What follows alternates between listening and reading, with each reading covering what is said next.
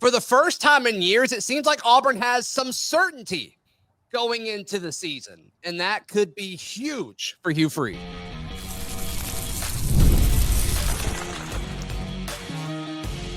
You are Locked On Auburn, your daily podcast on the Auburn Tigers. Part of the Locked On Podcast Network, your team every day. Yes, welcome on into Locked On Auburn, your daily Auburn Tigers podcast. I'm your host, Zach Blackerby, and thank you so much for making Locked On Auburn your first listen every single day. We're dapping it up with the Daryl Dappich Montgomery radio legend.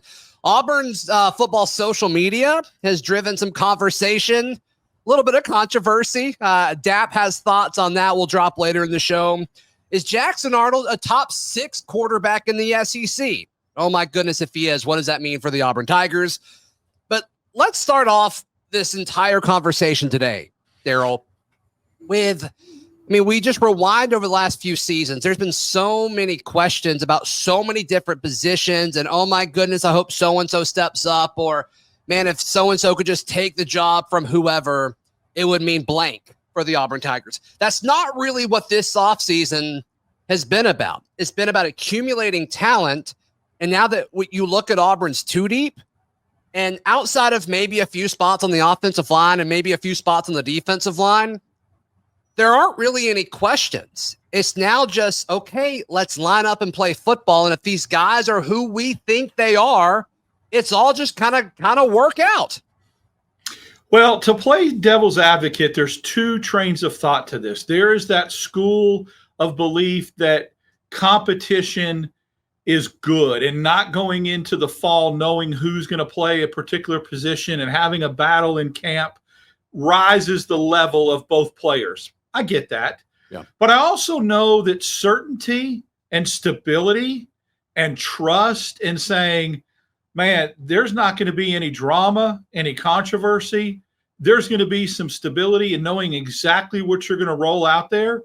Yeah. I think that's important too. And I think Bruce Pearl is an indication of that last year, when pretty much, other than the Cardwell insertion in the lineup, everybody pretty much knew who was going to play where, who was going to be starting, who was going to be coming off the bench. I think when you have a two deep that is so predictable that you and I could predict it right now, and when August 29th now rolls around, it's going to look very similar. I like that. I like that certainty.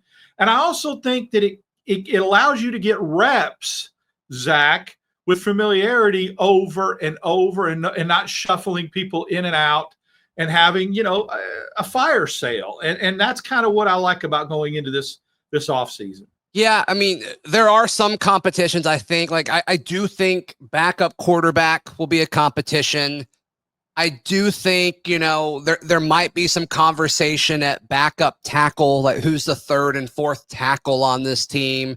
Same with the interior line. But as far as stuff that matters, I just don't really see it being a conversation point in the fall. And I think that's one of several reasons why Auburn is generating buzz as a post-spring top 25 team, which still surprises me a little bit. But I saw another one that J.D. Pickell of On3 dropped one like 20 minutes before we sat down to record this, Daryl.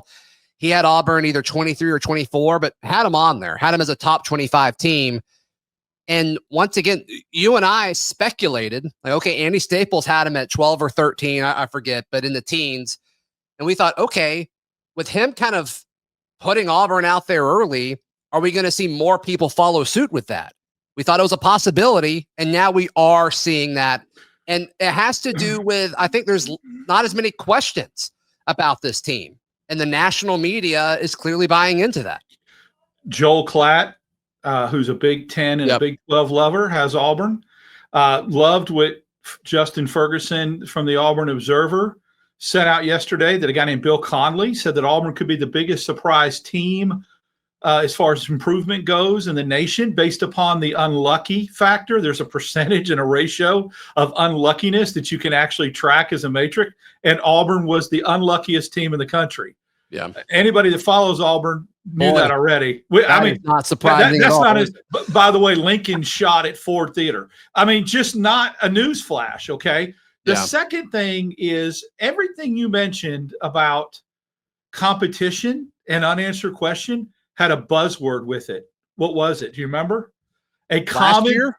This year, when you said, well, there's still some competitions at blank, there was a common denominator that you described. And do you remember what it was? Was it all backups? All backups. I mean, I'll roll with that. If you backup competition and backup question marks being answered are okay, when you have a pretty good idea who you're starting, who your 4 receivers are going to be. Who do you think, what position group, and you can be as specific as you want as far as edge, end, which safety spot, which starting position, when you look at the starting 11 on offense and defense, are you least confident in saying, hey, he's a starter? I'll go first because I just threw that on you. It's the safety next to Caleb Harris for me. Outside of that, I feel pretty good everywhere else. Right tackle for me. I liked Miller, and it looks like Murphy's slotted in there. That's a little bit of a surprise. Running back's not an issue because it's listed as and. There isn't a clear cut. It's Damari Alston and Jeremiah Cobb. But Murphy beating out Miller and Miller moving to the other side as a backup surprised me. Yeah, and how much of that is them just trying things out on the offense? Like, that's not unusual to see offensive line movement. And we heard, I think it was last fall where Miller really turned it on. So we'll see what happens with Too Tall and Murphy. I would be a little concerned if that's the case at right tackle, but we'll see. But yeah, to me, I think that's a good one as well. But I would say the safety next to Caleb Harris. Is it one of the star freshmen? Is it Sylvester Smith? I mean, what a great problem to have. I mean, they're going to be good regardless, but I don't know who that necessarily might be. It's a situation, though, where you're not concerned by whomever it might be. And that, again, is certainty. And that, again, is answering questions before you get into fall camp. A lot of questions were answered in the spring. Yeah, that's good. I mean, I remember – I think we all knew who the quarterback was going to be, but officially the Peyton Thorne, Robbie Ashford battle wasn't decided till August. There were some questions along the offensive line a couple years ago. I'm drawing a blank on the Western Kentucky transfer me and you both loved a lot. Gunnar Britton. And they moved him to guard, remember? I mean, and I was like, what the crap? I mean, I thought he was our starting offensive left tackle. Yeah. They moved him to guard. So, Percy Lewis last year not being out there in the starting lineup day surprised me. I don't think you're going to see that when they announce starting lineups in Baylor August 29th. I just don't think there's going to be that surprise factor. I think we have a pretty good idea right now, and that's what's going to come to fruition on August 29th. Yeah. Yeah. So once again, I think just the certainty there, and not to say that there aren't questions as far as, what Auburn can achieve. Obviously, Auburn has to answer those, and there's things that they did last year that they're going to have to do better. But I think this offseason, they've done everything that they could to put themselves in a situation where this fall they can compete and get better at those spots. And obviously, one of those is quarterback. And somebody in the industry that you and I respect put out a list ranking all the SEC quarterbacks. Jackson Arnold, a little bit higher than where we've seen from other places, Daryl. And I'm excited. I'm intrigued. And there's also a few folks that I think have been consistently high in these quarterback lists. And so I want to take a stab at all that next, right here on Locked On Auburn. Today's show brought to you by our friends at Upwork. Upwork is a great way for you to expand your business and grow your business. It gives you flexibility, connecting you with the top freelance talent across multiple industries. Daryl, obviously there's advantages to using freelancers instead of, hiring folks. I mean, it is cheaper from a benefit standpoint and gives you flexibility from a timeline standpoint. So Upwork is a great opportunity for all of the folks that manage people at your respective business. Helps you find the right talent. It's fast and easy and obviously cost effective. You don't have to worry about hiring full-time folks if you're not in a situation to do that. So visit Upwork.com right now. Post your job for free. That is Upwork, Upwork, Upwork.com to connect with top talent and grow your business today. Thank you so much for making Locked On Auburn your first listen every single day. We are friends with the Next Round here. Of course, our partnership over at the Barn under the Next Round umbrella. Good friends with those guys. Yesterday, Lance Taylor put out his top 16, or I guess his 16 quarterbacks as far as ranking each team's quarterback going into the season. He had Jackson Arnold 6, Lenora Sellers at 1, John Mateer at Oklahoma at 2, LSU's Garrett Nussmeier at 3, Arch Manning, of course, at Texas at 4, DJ Lagway at 5 with Florida, and then Jackson Arnold at 6. That's higher than we've typically seen. You usually see him around 10 to 12-ish is kind of the hot spot what we've seen with Jackson Arnold as far as where he fits among quarterbacks in the SEC. I think this is too high for Jackson Arnold. But, man, if he is the 6th best quarterback in the SEC, Auburn will win a ton of games this season. I think one of the things that people realize by now when you and I do a show together is you have to be fair and you have to be honest. So if I'm on one side of the spectrum saying that Jackson Arnold was way too low, I have to come back and be transparent and say I think he's a little too high on this one. I had him around 8th or 9th. I think Reed and Pavia should be above him in this ranking. But I'm okay with that. I think even if he was 8th or 9th, you're okay. If it comes to fruition that Jackson Arnold is the 6th best quarterback in the SEC by whatever metrics you want to rate that as, watch out. I mean, it'll tell me two things. It'll tell me the offensive line has kept him upright, and everything we've heard about these receivers has been true, and they've done their job. Now, you still got to get him the ball, but still they can make plays. And if that's the case, then those two things will have happened. And if those happen and Auburn's defense plays well, again, watch out. I don't care of all the noise and all the pushback and all the blowback on social media and in the comments that say, I'll believe it when I see it. Hugh Freeze is still our coach. Let me see it on the field. Great. You have every right to feel that way. I get it. But as for me, I'm just choosing, as somebody who's watched a lot of college football for a lot of years, is long in the tooth, I have a certain feeling about this team. And this feeling has not gone away. Yeah. It's only gone stronger. And if Jackson Arnold plays to that level, it will validate that. Yeah, I mean, if he's a 6th guy, I mean, we would take that in a heartbeat. I'm with you. I think Marcel Reed, I would rather have Marcel Reed right now. And then I don't know how. I think Diego Pavia has to be higher than 9, and I think I would put him ahead of Jackson. And then obviously Austin Simmons, small sample size, but the little bit we've seen of him. I think that's too high. I think that's way too high on a sample size. It's just weird, the folks where they're ranked with such a small sample size, but it's like upside. Like Ty Simpson's another one with Bama. It's like, okay, like still unproven, but the situation around him makes sense. And so everybody's like, okay with it. The John Mateer glaze, I'm like, I need to see it. Like, clearly I'm on an island here, I guess. Everybody loves John Mateer. I've seen him consistently in the top 3. I know what he did at Washington State was cool and all, but they didn't play in a conference. And so many people are saying, well, look at what Cam Ward did at Washington State. Like, Cam Ward played in one of the best versions of the Pac-12 in recent memory. And then he transferred to Miami. It's not the same thing. It's not the same Washington State situation. So I don't love that comparison. So the Mateer stuff, is he athletic? Is he dynamic? Sure. But Oklahoma's situation, while it's better than it was a year ago, like they still have questions at other parts of the offense. The scheme, I think, is going to be better. Sure. Mateer's old OC that came with him from Washington State. But they're not going to be magically better up front and at wide receiver. So I don't know. I have a hard time. Seeing Mateer as a top 3 quarterback in the conference right now. And if he is, I will happily eat crow. I'm not there yet. I'm wondering if they feel like getting Ott from Cal takes a little bit of pressure off him and will enable him to not hurt. People not overplaying the pass and just saying, I don't respect your running game. People ought overplaying the pass. There you go. I'm gonna play off the line of scrimmage a little bit more and force you to run it because you don't have now with Jay not there, that goes away.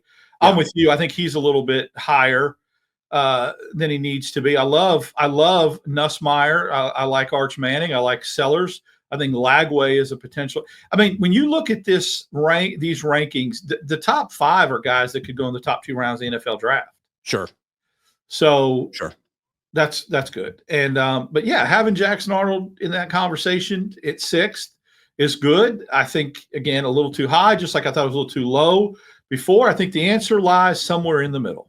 Yeah, I mean, if you told me, hey, Jackson Arnold is going to be better than Simmons at Ole Miss, Pavia at Vandy, Marcel Reed at A&M, I think Auburn is 8-4 or worst if that's the case. Yeah, I mean, if Jackson Arnold's a top 6, if he's a top half quarterback in this conference, I mean, you're 8-4, 9-3 with a chance to go 10-2. I think the only way that doesn't come true is if there is absolutely no running game, and if Auburn's defense gives up big plays late. You know what I'm saying? You could have a quarterback. Yeah, I just think if there's no running game, I don't think Jackson will be perceived as a top half quarterback in the I think they're going to need the running game. They're going to need it. I talked about this with Kyle Sunday night. There is still going to be a time late in a football game, Zach, when you're up 4 or 7 and there's 3 minutes to go. You can't throw it 3 times, get 3 incompletions, and turn the ball back over to the offense. You've got to run it and get a little bit. Are you sure? I mean, you're not supposed to. I'm saying if you run it and you've got to still be able to eat some clock and possess the ball late when you're up 4, 7, whatever. Had Auburn done that against Oklahoma this year and just kept giving it to Hunter, I think they win that game. So there's still an opportunity, for Auburn to have to put a game away late by running the football. That's still going to be there. Yeah, and I think that aspect of the running game will be fine. It's goal line and short yardage situation where I have questions about our backfield.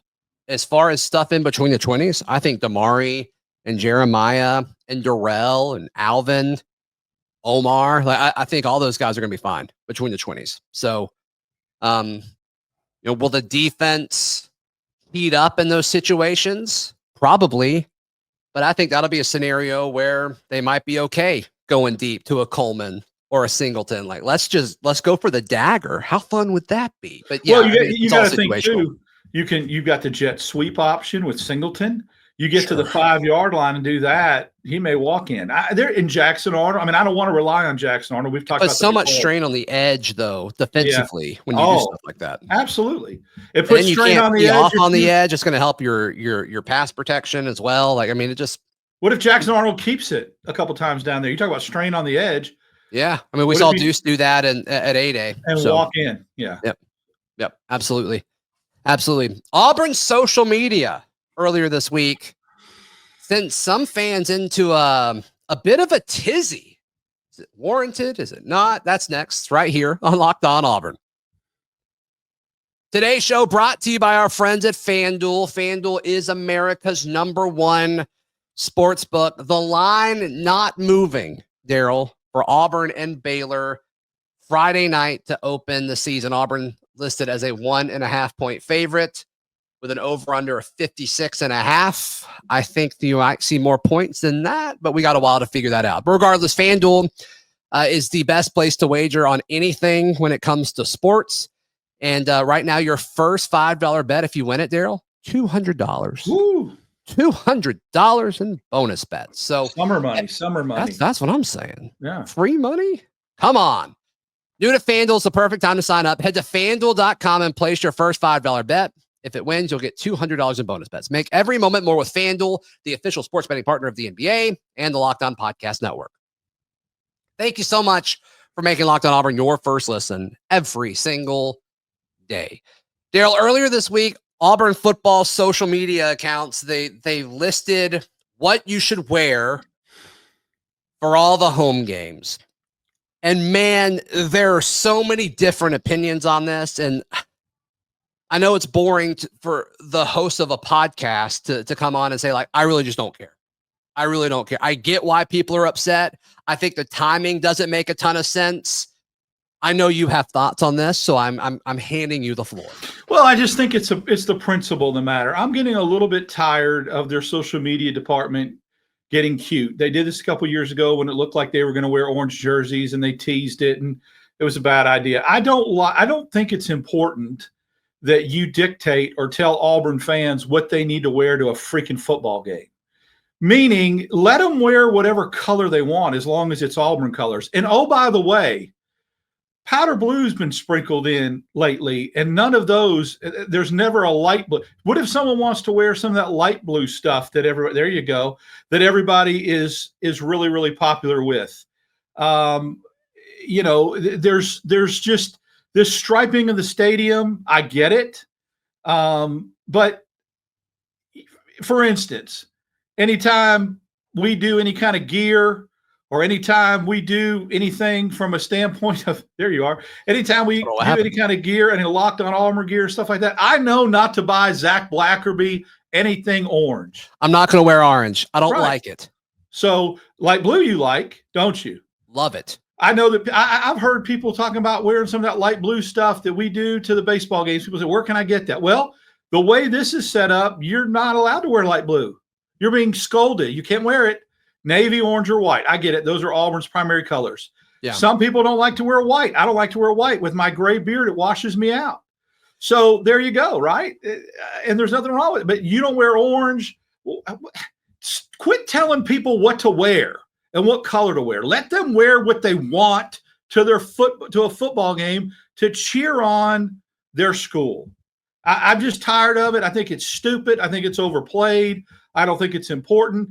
I get it. It's supposed to make the stadium look cool and all that. Well, guess what? If you want to have a whiteout, have a whiteout. Do that once or whatever. Yeah, and I like everybody wearing navy, especially at night games. It looks really good, I think. But having something for every game but the two games that are like, whatever, Mercer and whoever, it's like, who cares? Who cares? Just the big games. Do the big games. I mean, what but, if but also the wearing, my biggest feedback would be the wearing orange for Georgia, I don't like, because orange is too close to red, and the red that they're going to wear is just going to blend in. I have a theory about that. Okay. I could be wrong. I've not heard this. It's just a theory. It's just a fun thought to think about, to speculate on, okay? The last time Auburn wore orange, I believe, as far as orange jerseys, was against Georgia. So what if? So the last time, what is going on? I don't know. So you're getting ghosted. The last time Auburn wore, I'll say it again so you can hear it. The last time Auburn wore orange jerseys was against Georgia. What if they're setting up a scenario where everybody in the stands is wearing orange, and because Auburn's gone to Nike and Nike can get orange jerseys faster and turn it around where Under Armour couldn't, Auburn comes out in the orange jerseys, and that's why they're having people wear orange. Just something to think about, a fun thought to float out there that maybe that's why they're choosing the Georgia game. Wow. Not saying it's going to happen. I'm just saying it's the last time it happened, and it's a big game, and it would fire up the crowd against. You remember when the football program trolled the fan base with all this orange stuff? Yeah, you went away. You went away when I was talking about that. That's what an unforced error that was. So if they do that, if they make everybody wear orange, and Auburn comes out in orange jerseys against the last opponent they did that against, and albeit a big opponent, then I'm okay with it in that one isolated situation in a vacuum. But other than that, just let people wear what they want to wear. Yeah, it's wild. I mean, it's just overplayed, and it's overplayed. Yeah, I don't know. I don't have a strong opinion on it, as strong as some people, but in night games, you talked about navy. Actually, white looks better at night. I mean, Penn State's proven that, right? Yeah. I hate Penn State. But I'm sorry, my bad.